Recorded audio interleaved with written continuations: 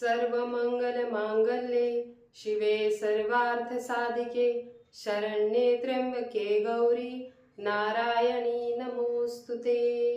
ओम श्री सप्तशृंगी देवे नमः।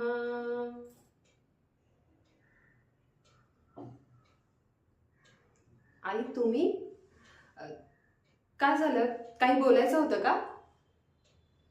आई तुम्ही अहो आई, त्यांचं बोलणं एवढं मनाला लावून घेऊ नका. ते काही बरळत असतात.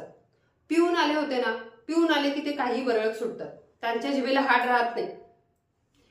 तुम्ही उगाच मनाला घोर लावून घेऊ नका. आई मला ह्या सगळ्याची आता सवय झाली.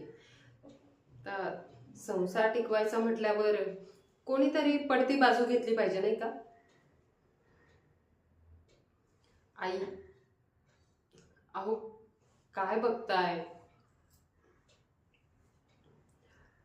हे होय, काही नाही हो, ते बाथरूम मध्ये पाय घसरून पडले.